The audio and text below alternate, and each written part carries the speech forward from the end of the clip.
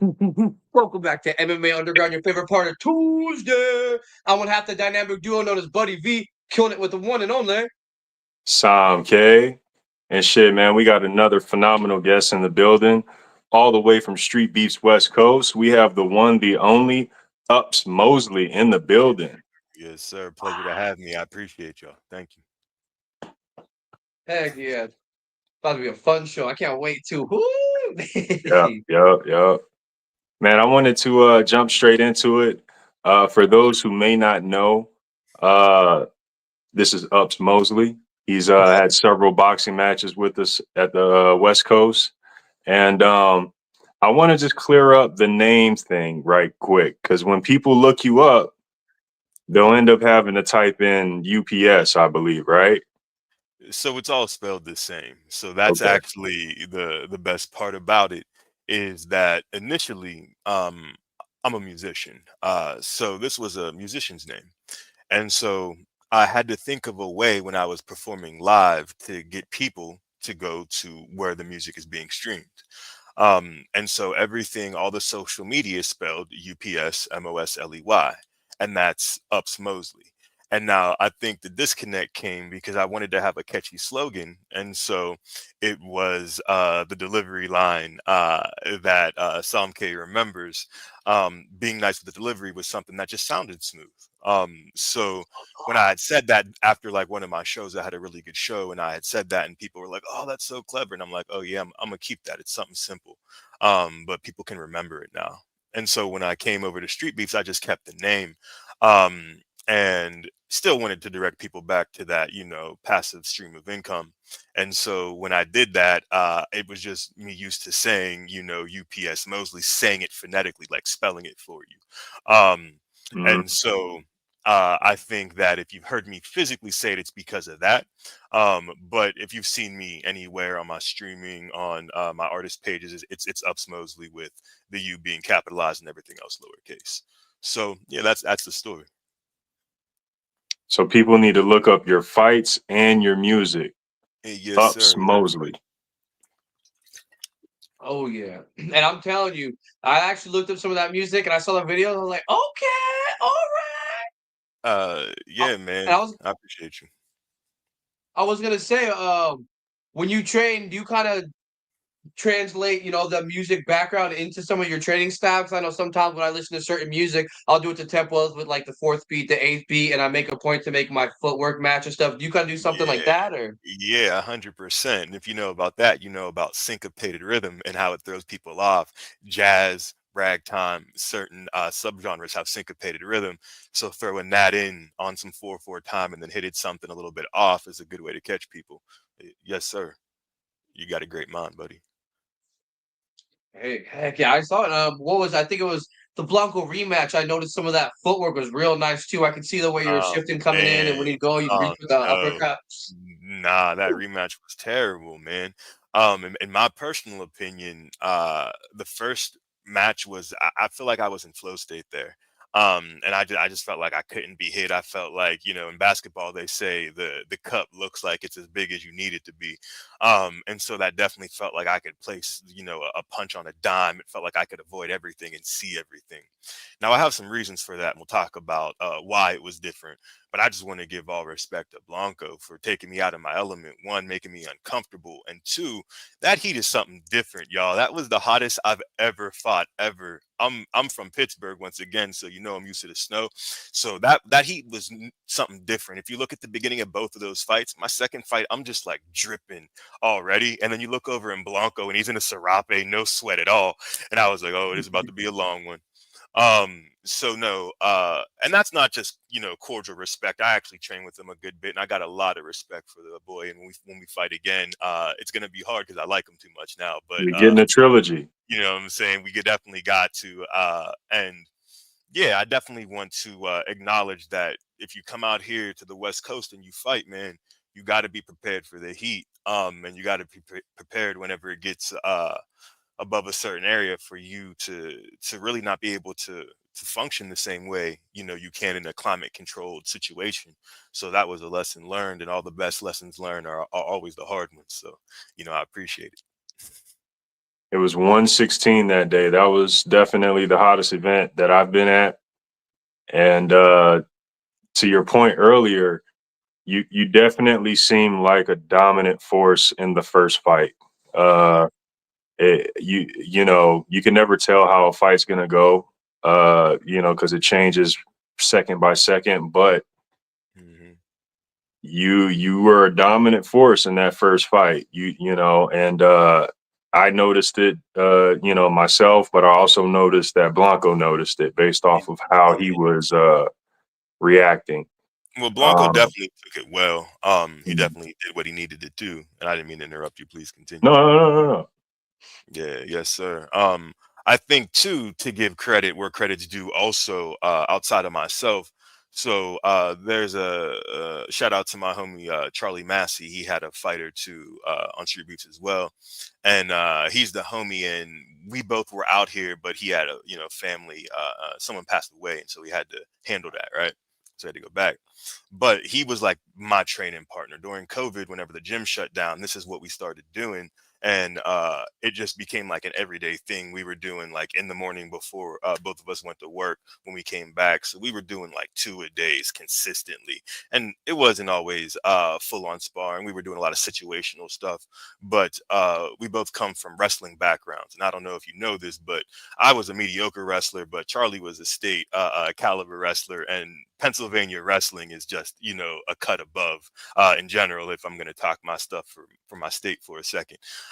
So we have the work ethic. We understand the game within the game, so to speak. And in that first fight, I really took what I learned, because even though I beat Mata in my first fight, I felt like I lost. I didn't like the way I looked. I didn't like the way I felt.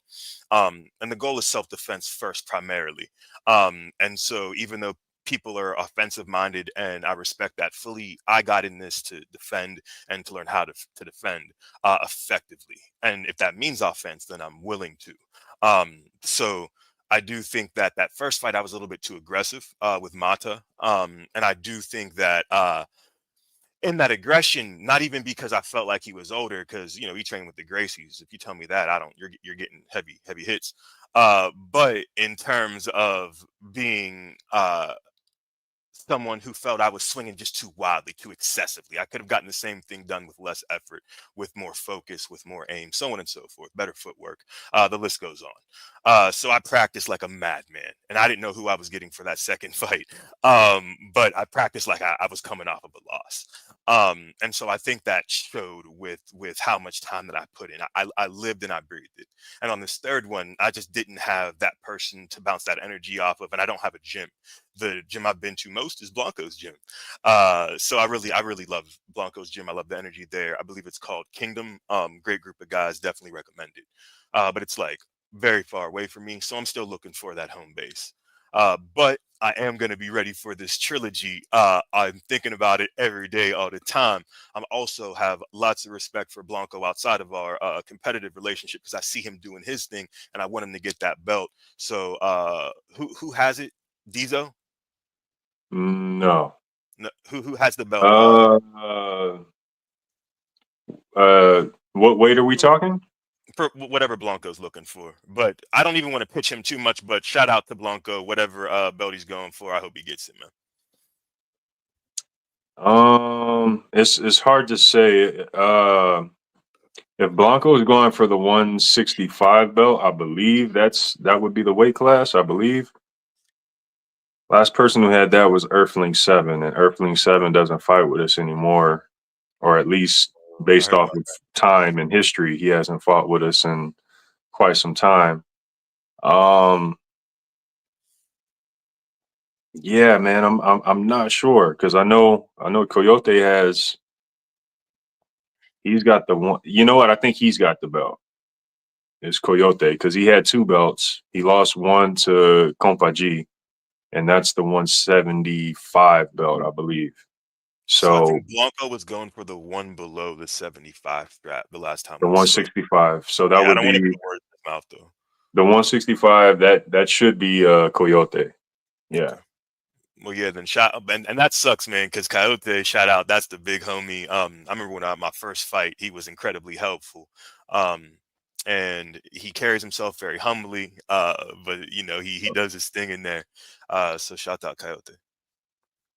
Yeah, man. Oh, now, I'm kind Another of champ. curious because you said that you had a wrestling background, but I've only seen you box. Were you ever curious to do some MMA or just not To be really? honest, two reasons. One, nah, like whenever I wrestle, I kind of know what I can do. And I don't really have anything to prove in that domain. Like it's about self-defense, and you're not gonna grapple with me, in my opinion, especially if we're in a serious tussle. Like now, the second one is less ego-based, or maybe ego-based the other way, which is I'm not trained in the meta for kicking.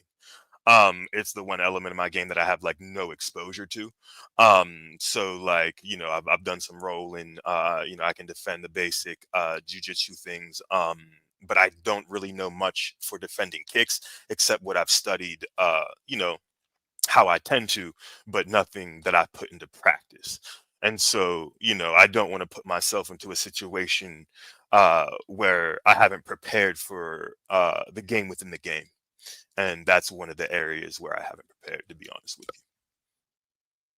Oh, Yeah, that makes sense, oh, man. Preparation is key as well, you know. So, you. Yeah, and I'm then knowing 35. that. I'm 35. Like, so I'm, yeah, nice. you know what I'm saying? Dirty Like, I'm, gang. so I definitely want to take my mental health seriously. That's why I only fight once a year, not because I don't want to fight more, but because I want to be mindful of my progress.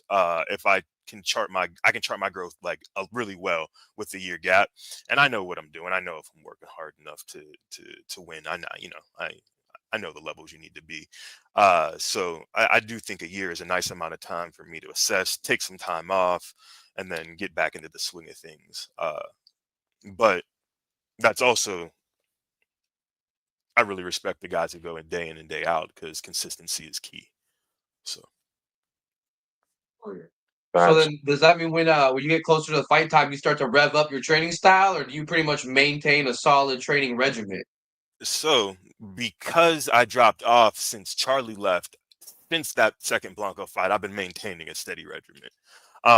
So I usually will walk around at about like 200 pounds just because I don't have any discipline because I'm a wrestler. So I'm used to just like carb loading and then just jello and tuna during the Yeah. you know the weigh-ins and stuff. Uh so I tend to do the Patty Pimlet thing, you know what I'm saying, and just enjoy good food. And I just got a promotion at my job, so I got some money to enjoy good food. I've been Grubhub and DoorDashing way too much food, no need. But you know what I'm saying, these are good third world or first world problems to have. Uh, Oh, you know what's interesting? Once a year, I saw it. Let me open up these comments. My bad. My question for Ups is, did Mata wake up yet? Oh, that's disrespectful. All Keep respect going. to Yeah. all respect to Mata. He he said he was into other stuff, so I don't know. I haven't heard from him since, buddy. I hope he's doing well. Um, and then I respect the people in here who are saluting awareness for CTE. It's no joke. It's one of the hardest things to talk about. I'm going to school trying to get my master's, fingers crossed, in clinical psychology. So I take that stuff very seriously. If you need someone to talk to, please hit me up. Um, I'm not licensed yet, but I can do what I can to connect you, or at least for a good ear, because I know we all need one, and men don't really get a lot of that. And you don't got to be a man not to be a creep, but if you're a woman and you need that, I'm also there for it. So, not to plug anything because I'm not getting paid for it, but nah, I appreciate y'all. Hey, that's what you're here for, bro. Yeah, we got you on the Absolutely. platform. Plug all your stuff. Plug everything. That's what we have. And then later you can take a little snippets and put on social media if you need to too. Bam, bam, bam. We got a little something. For sure, for sure.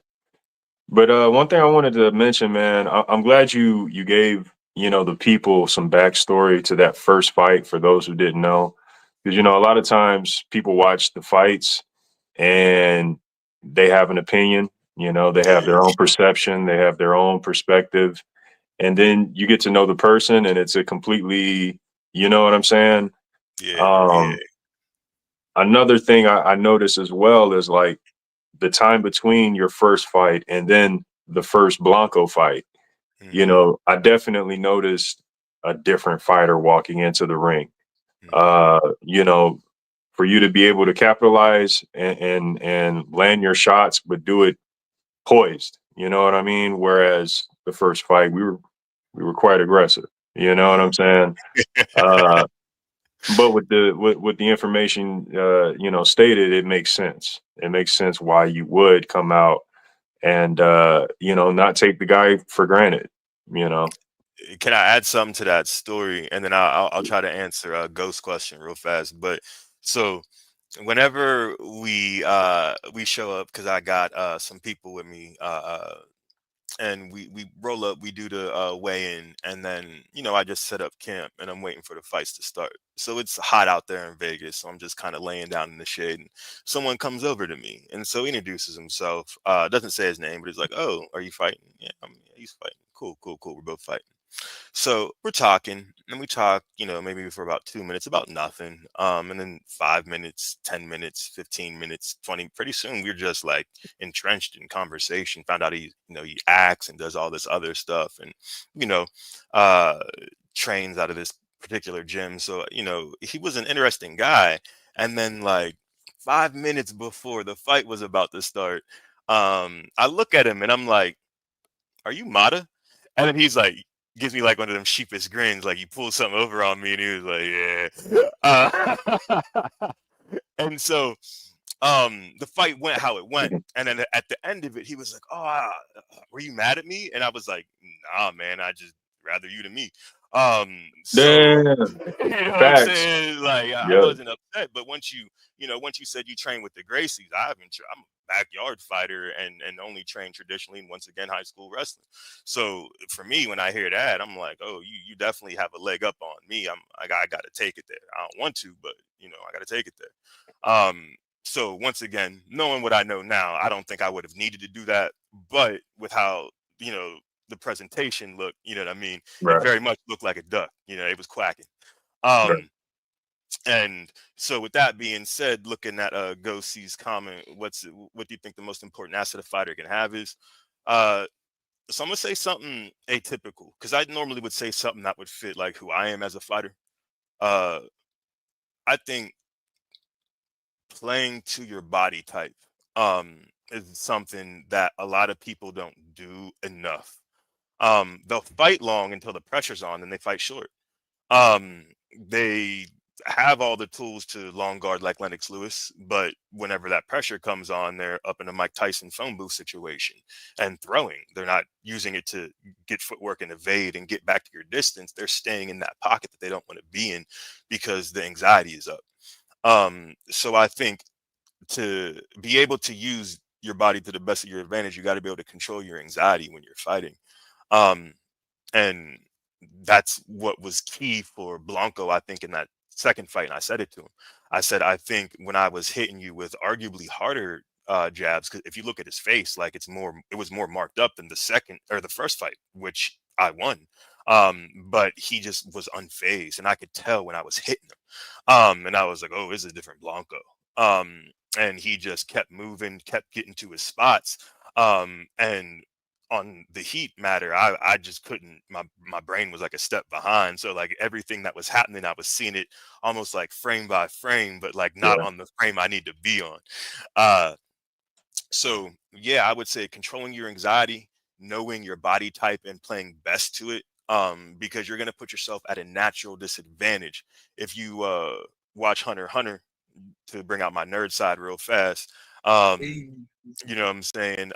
There's this fighter and he's in a tournament and he's mentioning that this dude is incredibly talented, but he specced into the wrong discipline and then he just whooped him. Not because the dude wasn't nice, but because he put his points into a discipline that was never going to be best for him. So yeah, those are the keys. Dropping some balls right now. I like it.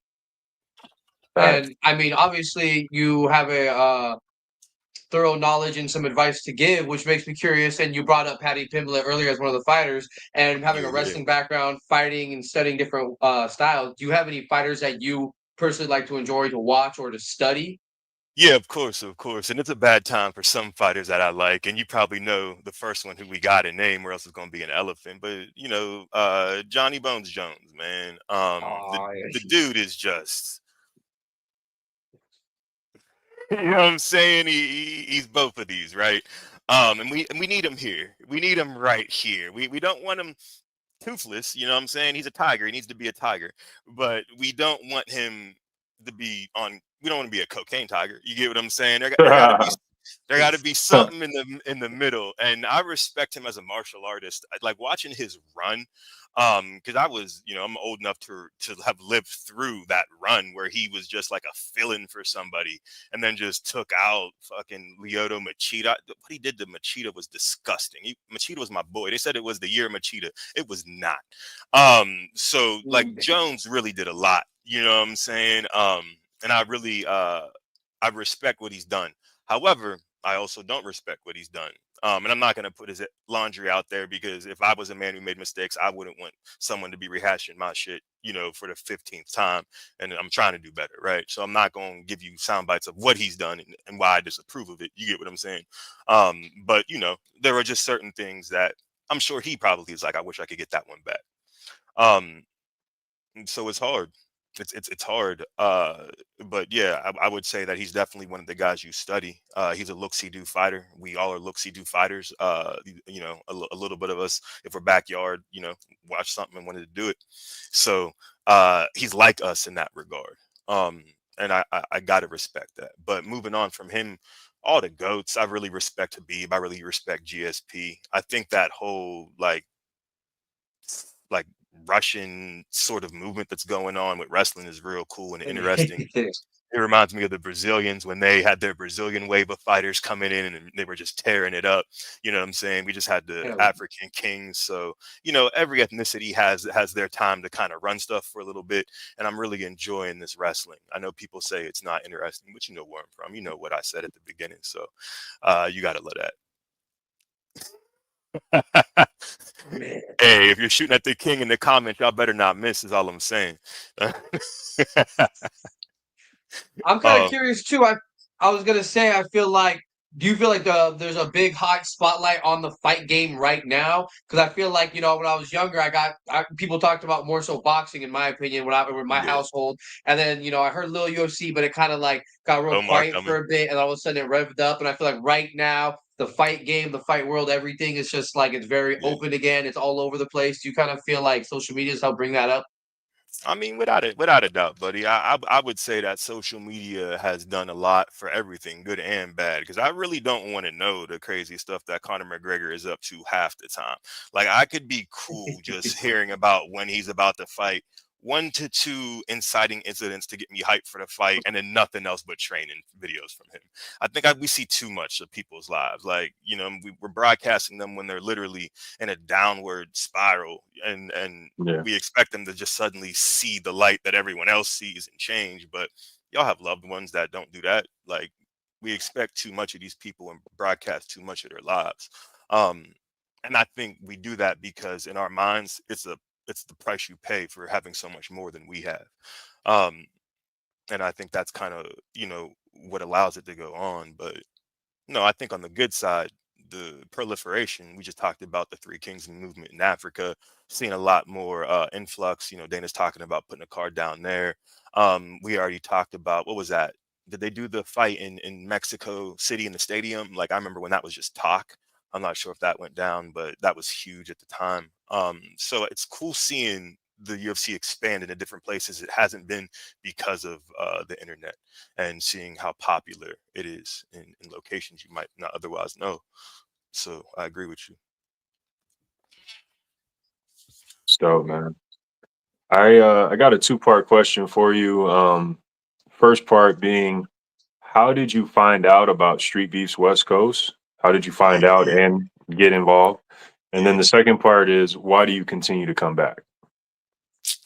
Man, so the first question, how did I find out?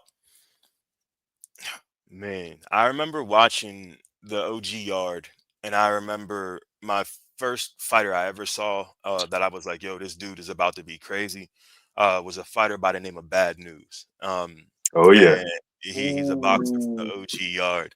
Yo, yo. And and he had like the lanky body type like me, and I was like, oh wow, he's learning how to box, and he's kind of learning later than a lot of other people, and so that really inspired me. Nah, You know, Bad News is a young kid, bro. oh, He's a is he? kid. So Yeah. maybe that I was gaslit, or I gaslit myself into thinking that. But either way, he definitely inspired me. Yeah. Because when I saw him and see him go through his paces. Oh, Fair Play was the one who went pro a little bit older. I'm sorry, I mixed Yeah. those two. We'll Yeah. talk about Fair Play in a second. Because I saw him quite close.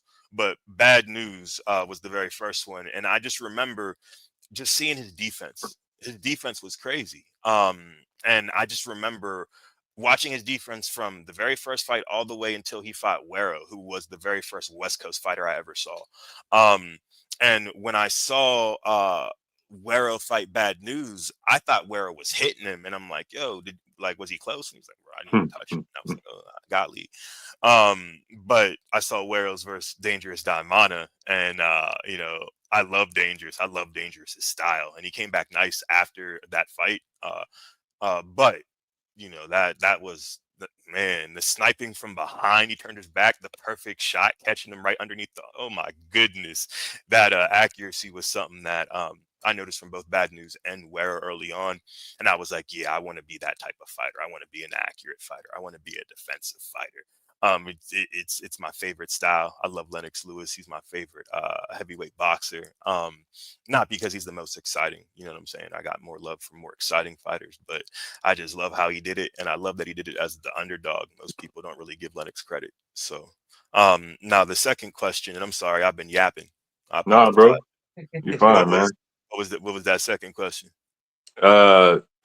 So how did you get involved with Streetbeefs West Coast, and then why did Yeah, you continue to come back? yeah. And so I got involved by seeing Wero. And once I saw the Bad News fight, and then I saw the Wero Dangerous Daimana fight, it made me aware that there was a Street Beefs West Coast. I didn't know there was one. And so during COVID was when I decided, let's do this. We've been training. Let's see if our training can do anything for us. Are we just in a vacuum saying we're both good? You get what I'm saying? Because we can beat people around us, but like you never want to be a big fish in a small pond. You don't do that. You want to go out there and compete with the people you can compete with. And so I felt Street Beef was the best place for that. And so that's what we did, and that's what I did. So um yeah, But did yeah. you how did you find the group? Like how did you I didn't know about the group at all. Okay, I like went on YouTube and I looked up how to contact people gotcha. to sign up for the fight. And I think some people went to the website, which I didn't even know existed, but the YouTube directed me to the Facebook group. I didn't have any relationship or nothing. I just came to fight. Gotcha. Mm. So you fight Street Beefs. You have a wrestling background. Did you ever, scrap in the street once or twice growing up, or? Yeah, a lot. That's where my comfortability comes from. I grew up in foster care. And my parents died when I was 15, so there's just been a lot of instability. And so, that comes with the territory, being violent and having to be capable of violence and so on and so forth. But I realized I could only turn it on whenever the adrenaline was pumping, and I wanted to be able to not, feel like, oh, I got to get to a certain level of fight or flight before I can defend myself at the height of capability. And so, also, as you're getting older, you definitely don't want to be one of them old men getting hit with a knockout game or something goofy like that. Uh, so, there's a lot of reasons there, but definitely a lot of street fights, and definitely a lot of things I had to mature from, for sure. I can see that comfortability, and I'm kind of curious then, because I mean, you had the street fights, you fight the street beats, the gloves, and everything. You talked about psychology, protecting your brain, which is why you have only a fight Yeah, a year. I'm yeah. curious, what are your thoughts on the BKFC then? Oh Because man. I know they get people from street beefs, they pull them out, and they got all ages. I mean, there's some dudes whooping ass at 45, 40. So one, first and foremost, because I know some of these people who have gone on to compete, and I respect a lot of these people, know that once again they're celebrities, but they're people, right? So we got to be mindful about how we talk about this. You know what I mean? Um, People are getting hurt right now. You know what I mean? To put food on the family's table, to make a bigger name for themselves, to be able to do all these types of things that we all want to do for ourselves, right? Um, so I got a lot of respect for anyone who's making a way out of no way, and this sometimes is the way. Um, so, with that being said, on the mental health side, I do think that it's hard to, not look at it and feel afraid for your friends who are doing this. You feel proud. Especially when they win, and especially if they go first when they win, because then no damage. You know what I'm saying? That's the best part. Um, but when you're in for a war, when they're going to take a couple of hits, it's hard not to be worried for them. It's hard not to be afraid of the downside. We talk about it all the time. Don't spar on cement, because you could fall and just literally crack your head and get paralyzed. Not RIP, but I don't even know what the word is when they're still alive. But my respect goes out to Mr. Cologne. Is that his name? Am I pronouncing it right? Pritchard Cologne. Is that the I think guy who hit so. his head? And he got his head hit an illegal blow to the back of his head. It wasn't incredibly hard or anything, but he was just at a certain level of exhaustion, less water to shield the brain. It rattled it at the right spot, and now he's never going to be able to fight. Um, so that dude just, when I see where he got hit and I see these slap fighters getting hit, it doesn't look too dissimilar.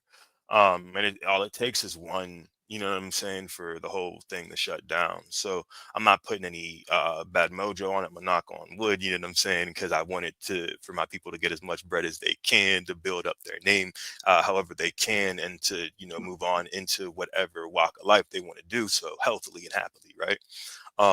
But yeah, I do worry for that. And I do worry that it feels a lot like the grinder pre-show before the UFC fights. Like, I hope they're getting the health care that they need, by whatever entity that's doing this. I hope that it's not like a feeder system for, something where these guys are just, a preamble, you know what I'm saying? A forethought, an afterthought, anything. They need to be considered main athletes like the fighters. And I hope that, if it's, I don't want to talk about unionizing, because that's the boogeyman.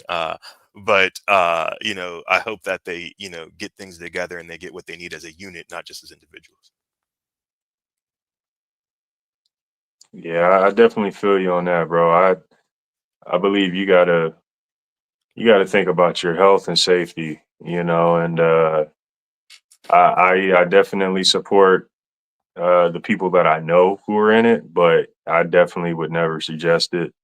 Yeah, I would never do it or yeah. suggest it for any fighter, um, especially for these young and up and coming fighters. And then you see a lot of older fighters doing it, and it makes me wonder, like, is that really a good thing? Like, old or young, it doesn't really seem to be good for any age bracket.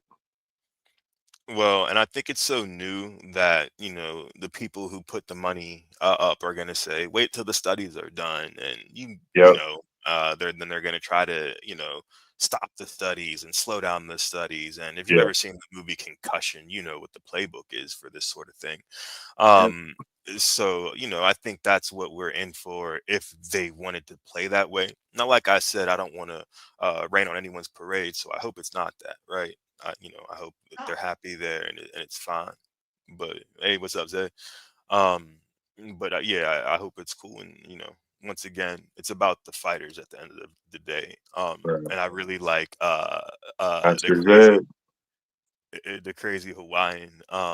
Is that his name? Monster. Oh my goodness. Anybody built like that? My brother is built like that, man. Where he's just a tank with no neck. He just is built like that, man. And when I see people line up, that'd be it. I think I might just be real soft and just be like, yeah, I gotta call this one out. Like, I didn't, you look different in person, man. You look like I can't do nothing with that. So shout out to the crazy Hawaiian. Good for you. But also our people too. Who do we have so far in slap from Street Beefs? We got DTP. Shout out DTP, There's Static from the OG Yard. There's Mr.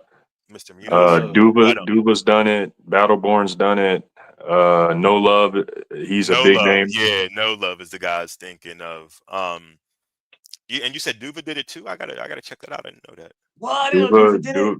Duva got knocked out. Oh, How did I miss this fight, man? Yep. Dude was a monster, by the way. He's a beast, bro. But you're not allowed to do anything but take the slap. And if you're not winning that coin toss, so can I ask you something, Tomke? So did you talk to anyone after they've done it? Not about it. Like I'm gonna be honest, I'm not into it like that. You know what I mean? Like I said, to my people who do it, get your money, and get back to your health. But I don't watch or really get into it. I talk to the people, but not about the sport that they're in. I'm interested in the motivation. I'm sorry, buddy. You got it. Oh, I was just to say, I talked to a few people, and like the biggest thing I heard is, you have to have that flip coin toss because I mean, even if even if they get disqualified, if they foul you, you still catch a blow to the wrong side of the head, you're still knocked out. So even if they lose, you get the win. You still concussed, you still suffer that, All and the damage. so yeah, it's one of those things where it's like, oh, and like Samke said, the money's good though, you get paid either way. So that's the thing. You got hungry fighters coming from not getting checks and fighting to now, they're looking at it like, oh, now I'm getting checks and I'm spending much less time in a fight than what I was. So it's like, and I'm hungry. They're feeding me. Yeah. So I get it. Well, and that's if that's what it boils down to, then yeah, you can't ever tell another person how to provide for themselves. So I just wish them the best, but yeah, I'd like to talk to one of them at one point because I find it fascinating. Maybe not the slap fighting itself, but like the motivations for doing so and what type of person you are. I wonder, and you guys would probably know the answer to this more than I would. If the people you named in the conversion from Street Beefs to slap fighters, if they're the type of fighters who in Street Beefs were the 50-50 fighters, like they take one to give one sort of fighters. I wonder if there's some sort of correlation between the two. Say that, like, rephrase that for me. Yeah, so I wonder if their willingness to stand in the pocket and trade just for slap fighting followed them into, or I guess preceded them in the Street Beefs realm. You know what I mean? I think it plays a role because DTP is a forward aggressive fighter. He doesn't mind taking shots to knock you out. Duva is the same way. He's coming straight at you. He'll be technical, but Duva's going to knock you out aggressively. No disrespect at all. But I said, yeah, agreed. They all are skilled. And then Battleborn doesn't mind taking them. Like when Battleborn's on fire, he's taking shots to give shots. So, I think that does play a role. And then also too, while you were talking, I was thinking like the sports are new.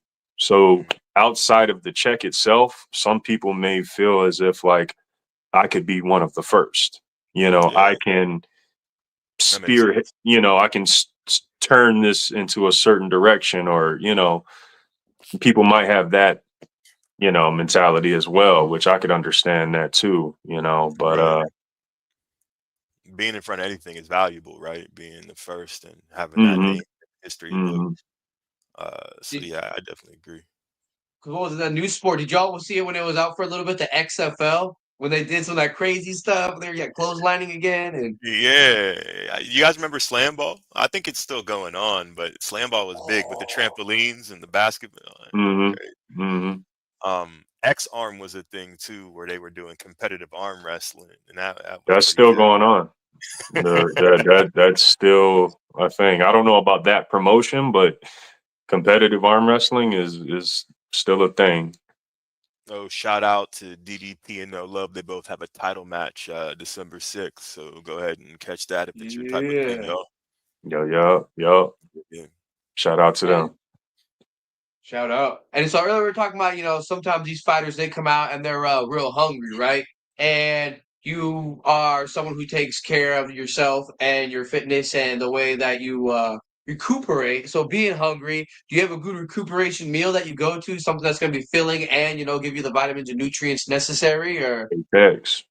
Yeah, I mean, for sure. So I'm one of the I do you guys use juicers? I have what's called the magic yeah, I bullet. got the ninja. Um yeah. So shout out at the juice gang, you know what I'm saying? Juicing is huge for me. So I'm always putting some spinach in that and whatever vegetables. I usually like to have like spinach and pineapple. And that's how I get my greens because I work at hours that aren't necessarily convenient right now and allow me to get to the grocery store. So I love being able to replenish with like any sort of smoothie with greens based. And then as far as a meal, ups juicing. Hey, shout out Scorpio. Um but aside from that, man, when Samke where do we go, Samke? What was that? Dang, I don't know where the shirt is. Normally, I'd have the shirt ready. We went to He's a secret employee, bro. fuck, bro. Yeah, right. I got that bowl for well, I got my takeout bowl for free. Yeah, yeah. You heard The of name is escaping me, but it's a Mongolian spot in Arizona. Fuck. but like any It's gonna hit me. It's gonna hit me. It's a Mongolian spot. You build your own Mongolian bowl, yeah, stir fry. It was amazing. Yeah, yeah. yeah, so any sort of that. Like I like TC's. what's it called? TC's? I believe Shout it's out two C's. shout out TC's then. Any sort of Asian grill, Asian fusion is usually nice to replenish. You get the noodles, you get all those carbs, you know what I mean? Yeah, shout out TC's. Hopefully we got that right. YC's. No, it's YC's. That sounds better. That's YC's. It hit me now. Yup. yeah. Hey, that Check that sounds out. good as Anybody in the Arizona, Mesa, Phoenix area, YC's, that's the spot. Tell them Son K sent you. They ain't gonna give you shit for it, but hell. uh, How That's do funny. y'all Hell. I had So, mentioned this. How do you feel about Connor? Do you think he's gonna come back? Do you think he's done? who? Can't hear you, Connor. sorry. Honor. Connor. Oh, shit.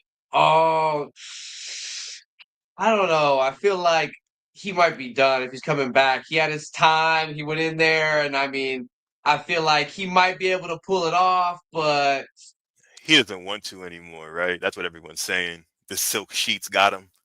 It's hard to wake up and train when you're sleeping on silk sheets. Who said that? Marvin Hagler. Um, Mhm.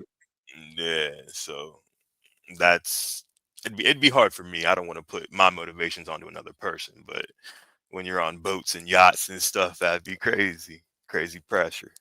Right. I'm because you brought up earlier how there's like some older fighters, and it's like they're hungry. So some of these older fighters, that's why they're still going out there. They're hungry, and you're Mm, sleeping on silk sheets, and you got yeah. custom leather made, all this blah blah blah. I'm like, Making movies. oh, Making movies. Um, and speaking of older fighters, because I do want to get this right, I had said bad news, but I was wrong about his age. I meant fair play, and I also want to bring up Alex Pereira, as to just guys who now Pereira has been kickboxing for a while, but I really love how he came late into the UFC and just did what he wanted to, and I love Izzy, but oh yes. yeah, I think Izzy put him over in wrestling terms, um, which is kind of cool. He didn't mean to, you know what I'm saying? But that's how it worked out. And then I think Pereira really ran with it. I think he's a really great example of someone older getting into it a little bit later and just figuring it out. Really impressed with that. And then fair play. I haven't seen his pro cards after maybe it's like his first two. But he was another guy who I thought was just incredibly creative in the ring. And it looked like it was because he was at that age where he formulated his own ideas about what things look like and then brought it into the street beefs yard and because he looks he do fighter he was able to be very effective. And so, shout out to both of those guys for being, guys who got into it a little bit late, but who didn't really miss a step. Yeah, I think of Pereira as the Duva of UFC. He gives me that vibe, just unstoppable, machine. And yeah, shout out to Fair Play, phenomenal fighter. And something about Fair Play, you mentioned this earlier, is Fair Play fights according to his abilities, his fight style, his height and reach, and again, people think it's awkward. People think they can go in and touch him, but they can't, and his record speaks for itself, Yes, sir. Yes, sir. And that's something that I think we all can understand, even all the fighters in the comments. But people assuming that you're way more touchable than you are through the screen, right? Like I had a guy try to quit his whole family vacation to Knott's Berry Farm to schedule some sort of fisticuffs with me, bro. Like he didn't ask his family or nothing. He's married, and he's talking to me. And then his girlfriend creates a fake page and starts harassing me from the other angle, bro. This was crazy. This was after the Mata fight, bro. And so I remember thinking, like, if I was that type of person and you did end up losing this, do you see how this set your life back? Like, like not your fight life, just like your general life. Like you took a fun vacation with your family, great memories with your kids, and now you're going to take them to the sandbox. No disrespect to the sandbox, but it's not Knott's Berry Farm. You're going to take them there. You know what I'm saying? And then your dad's going to probably get hurt real bad. And then that's going to be it. Like, you know what I'm like, and that's going to be what you did for him. So I just remember thinking about that. And that's when I knew I had grew as a person and matured as a person, because it made me sad. It didn't want to make me fight him. So shout out to whatever that dude's name is. I hope you find the peace that you did not have when you were harassing me. Damn, that's crazy. That's actually one thing I think that's helped me elevate is when I started looking at a little bit more philosophy. It helped me grow in my stage of actual life from fighting. Because I feel like fighting in a different outlook just helped me elevate so many ways. I'm like, what the hell? Wow. Okay. All right. And then it's like those dogs that bark like crazy. The guy's like whoop de whoop whoop whoop, and you go walk to the door. Oh, you're leaving? No, we're just gonna go outside. I don't want to break anything inside. Like what? Yeah, I don't that's a bill. I don't want to pay for anything outside. I could knock you out, come back in, and finish my meal. Joe Rogan said you put up your defense, let those guys go to town, and then once they get exhausted, go, oh, you didn't want to fight, you just wanted to hit me. Well, now you're in a fight. And so I think that's 90% what would happen and what we see happen when these guys step into the realm and talk that trash. It's funny to see. I think to bring up Fair Play, but I think we saw him fight some guy who was heckling him, and it's just insane. When Brian Scalabrine, the boxer, was like, I'm closer to LeBron than you are to me, so like don't really say anything to me about this. And he was beating, like challenging people one-on-one, like regular people, not professional athletes. And I really respect that level of petty, but it's expensive and exhausting. I can't maintain it, unfortunately. Yeah. When you have a certain level of mental fortitude, it kicks in. It kicks in when it needs to and saves us. Can I ask you, Sam K? Buddy had mentioned how fighting had, made him a wiser person, made him start looking into things a little bit deeper. And I personally think it's because once you're in a meritocracy where you're getting graded, like based upon what you do or don't do, it humbles you in ways that you don't really see in the real world. And if you're found lacking, it makes you search deeper for answers as opposed to just freestyling some bullshit because you don't actually care. Why do you think we tend to search deeper for answers after, a fight or after we enter this realm? People, man. People are people, and a lot of fighters are hard on themselves. Some are perfectionists. I myself, when I was fighting, I never lost the fight, but yet I felt like every fight I failed.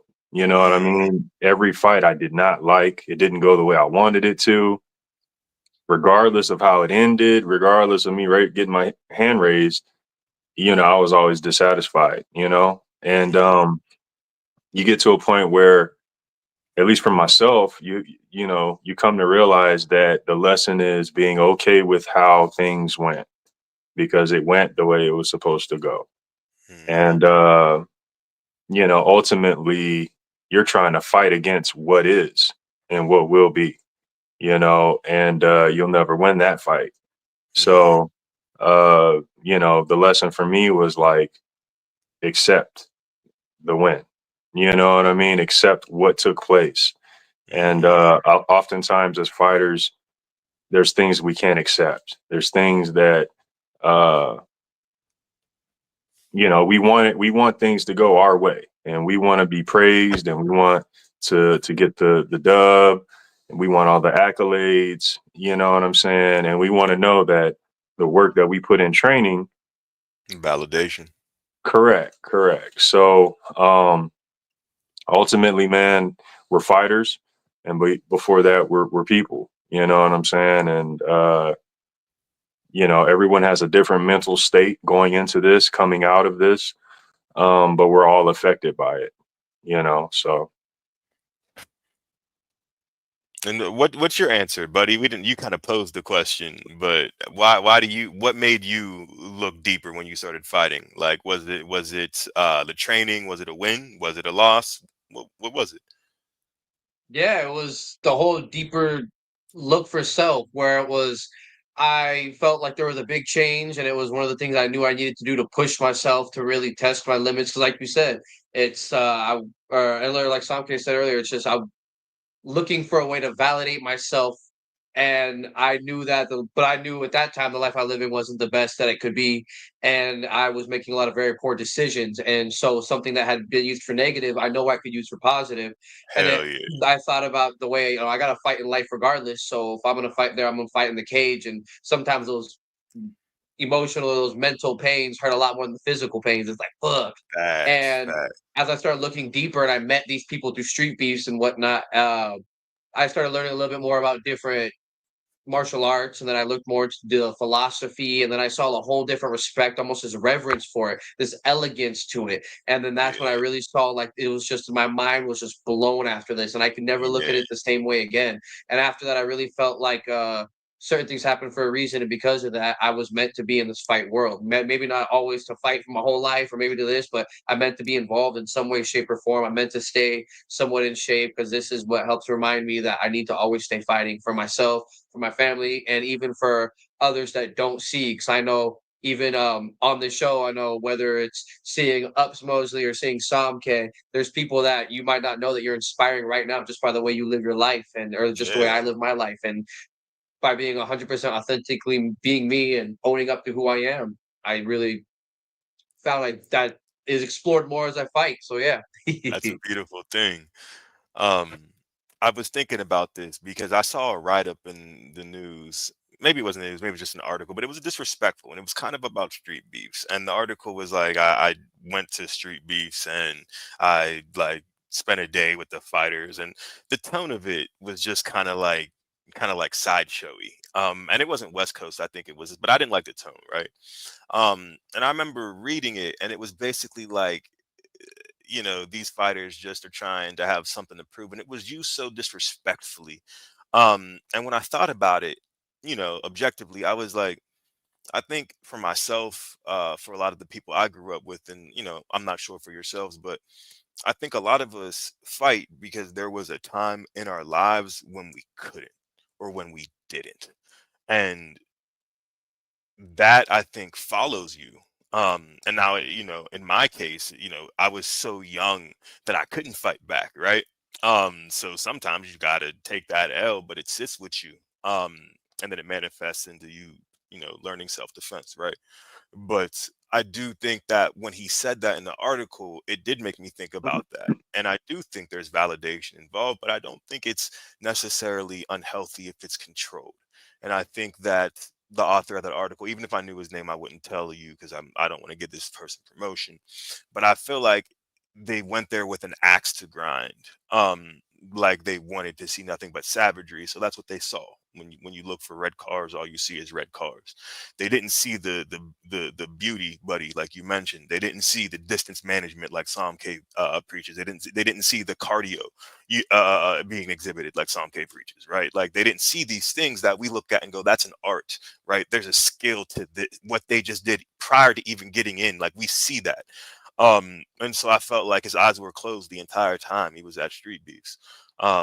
And so yeah, I just wanted to throw my 2 cents in because I've read this maybe like years ago too, but it's been on my fucking heart. I hated that goddamn article. Um, Oh, that carries a lot of weight. yeah. Yeah. Well, man, I was gonna say, see, this is when I have to end up being kind of the bad guy because we have a lot of people in different time zones, so we can't stay super long.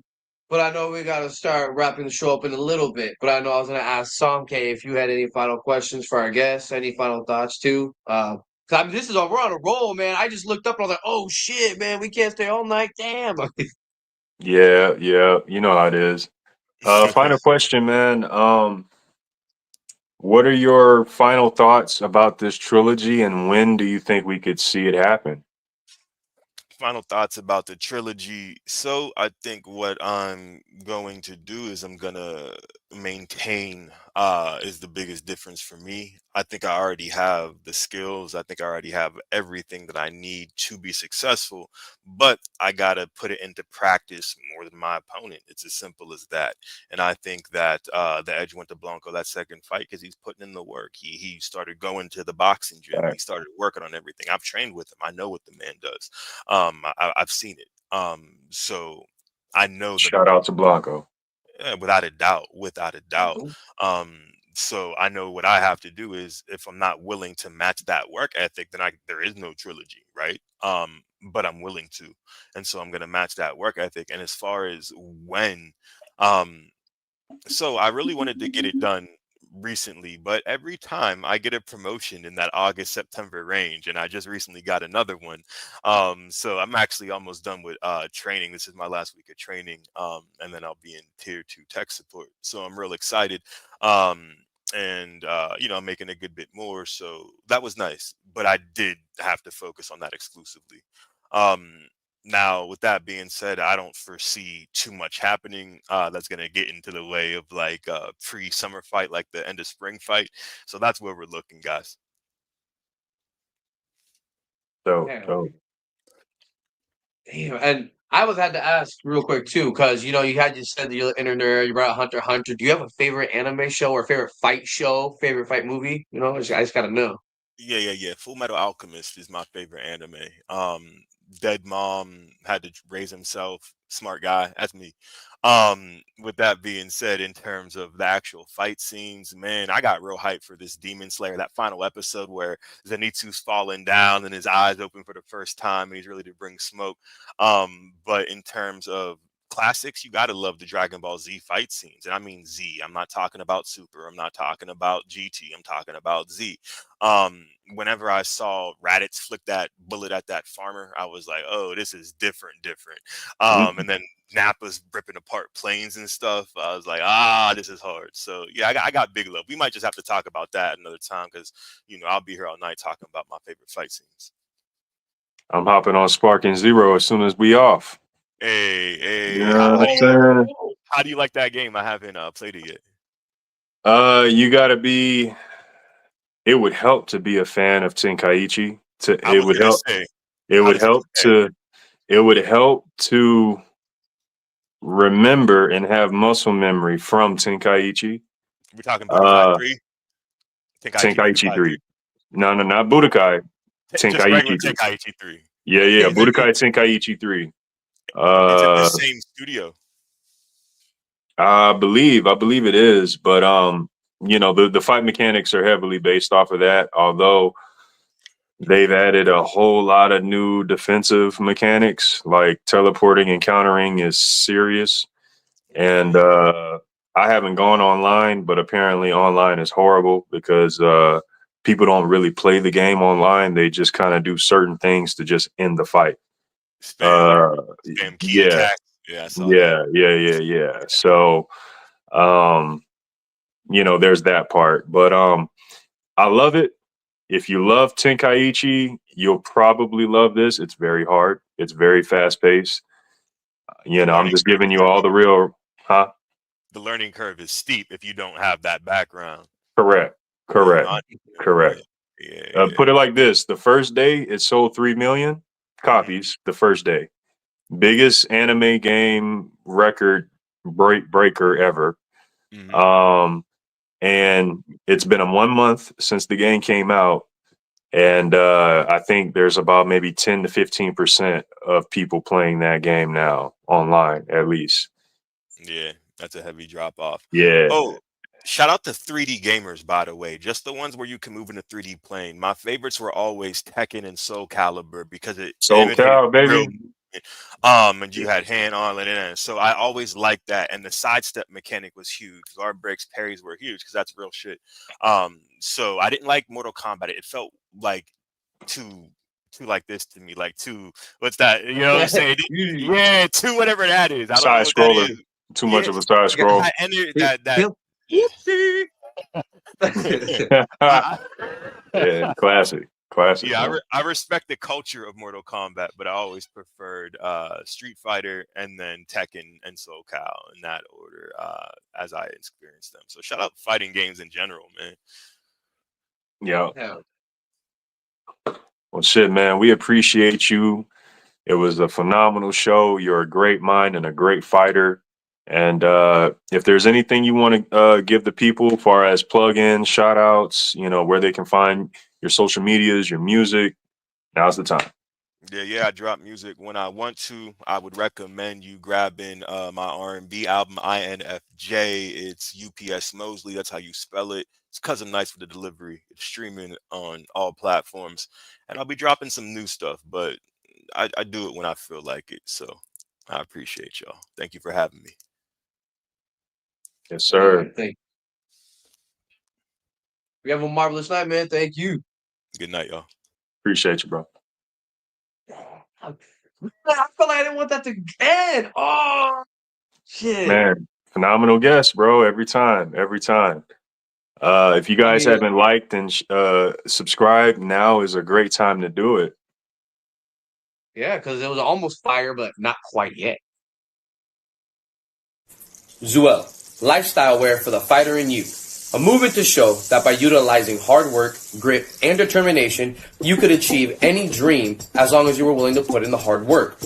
Buddy V creates his own unique artwork and designs all of his clothing, jewelry, and accessories, taking the time to create every item so you can feel the pride in every piece. As a living embodiment of Zuel's principles, Buddy V fights MMA while staying active in the community, promoting positivity. Whether you are a stay-at-home parent, entrepreneur, or anything else, there is a place for you at Zuel.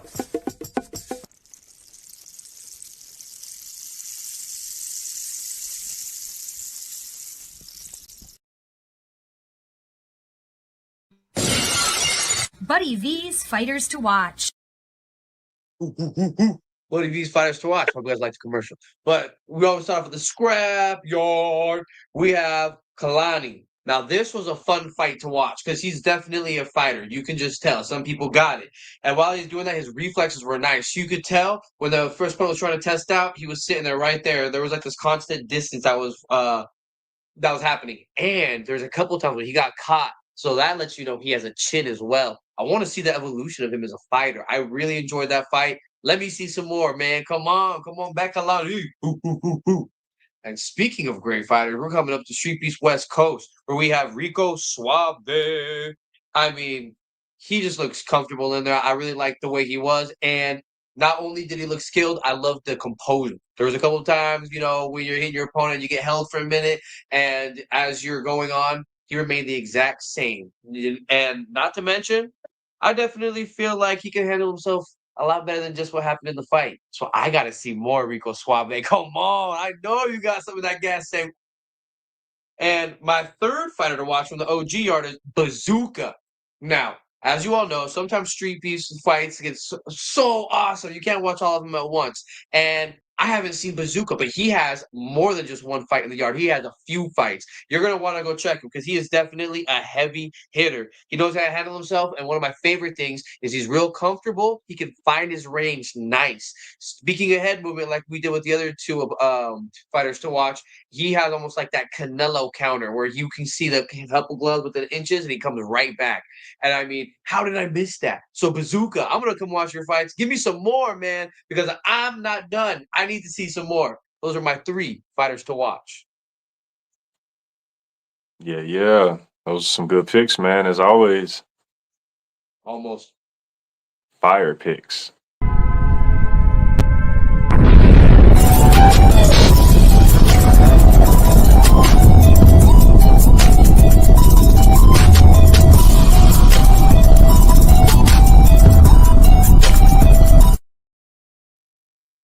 Sam K and the Fire 5. We're going to start things off at Street Beef's OG Yard, as always. You see it. We got Myung versus Baby J. Boxing. Heavyweight big boy boxing, to be exact. Both of these guys had KO power, serious KO power. Man, major respect and sportsmanship shown between these two. We got 3 great rounds of boxing. Both of these guys having different styles, so it made for a good fight. And yeah, man, we got a very entertaining, very explosive fight in this one. Street Beef's OG Yard, Myung versus Baby J, fire fight.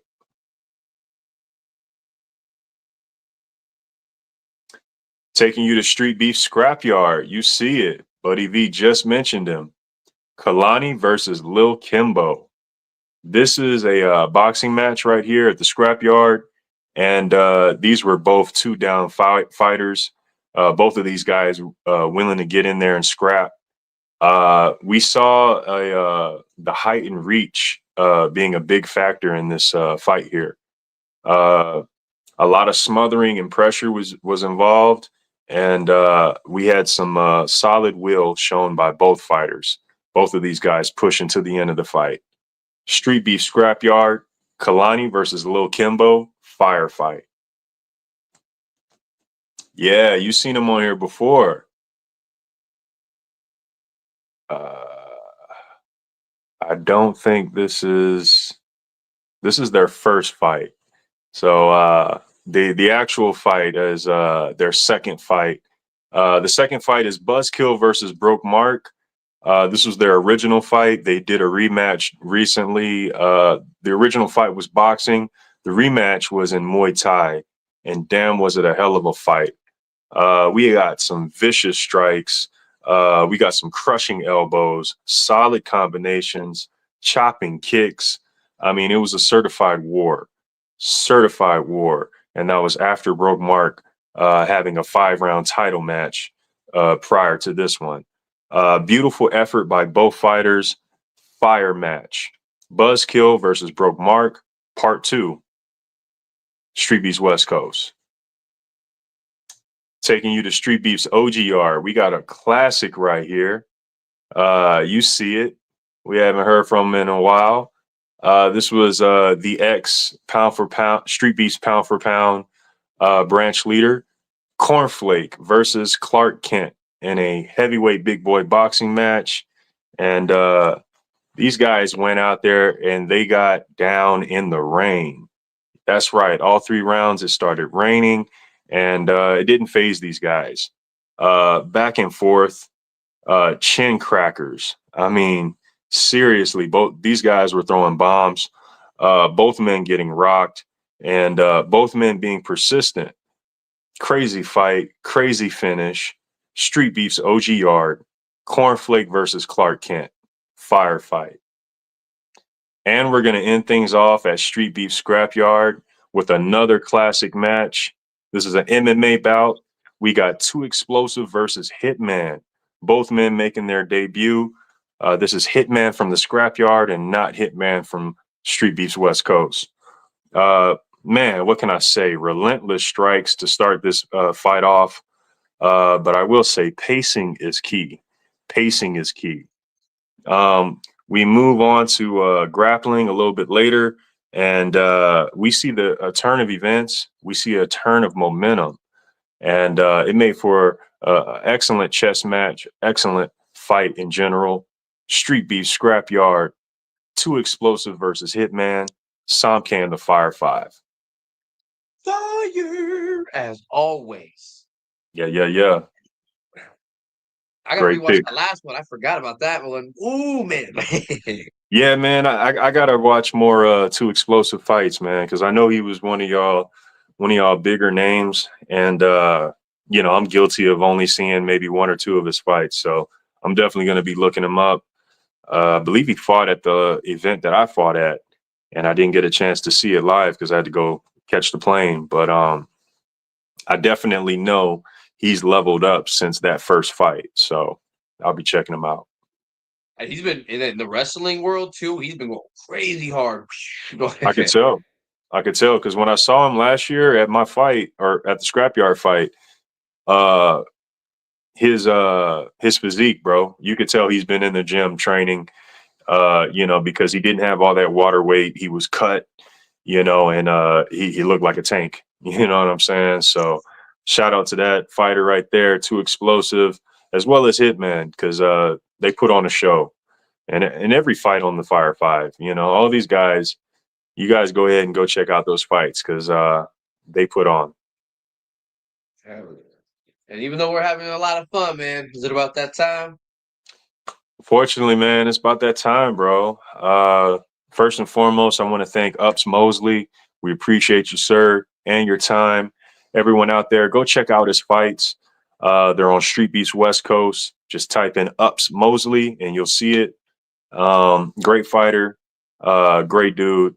We appreciate you. Shout out to Street Beefs, OG Yard, Scrap Yard, West Coast, and Dirty South. We do this for y'all. Thank you guys in the comment section. Everyone watching us live, everyone watching us on replay. We appreciate y'all. We do this for y'all.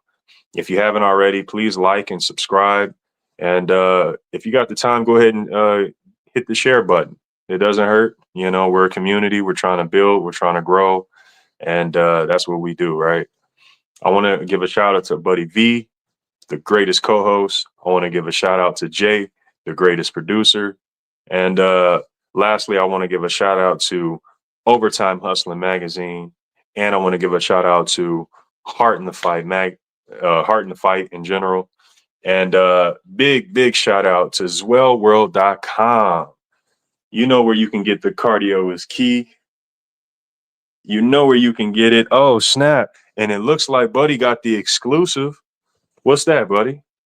The exclusive all gold Cardio is Key shirt. There's only going to be so many of these.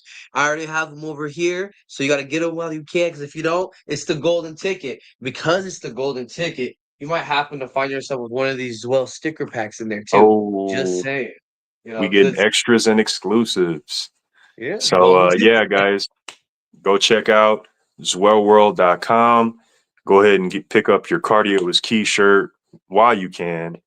And while you're there, check out the other great things Buddy is doing, because he's got his hand in everything right now, and he's creating some of the most creative stuff you can get on the internet.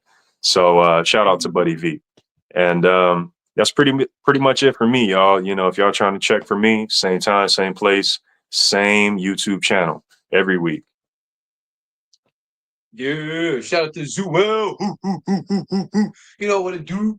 And yeah, you heard it just like the commercial. It's a movement. It's a lifestyle. No matter what you do it all the way. So, and Zwell World is the website, but Zwell_Buddy V is the Instagram. And, you can see some stories, whatnot. You can check out the Facebook, always posting.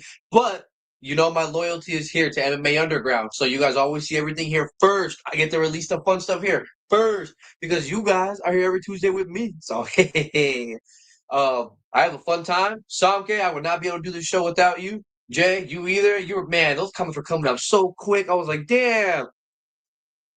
Other than that, thank you all very much. You have make my Tuesdays. That's all I can say.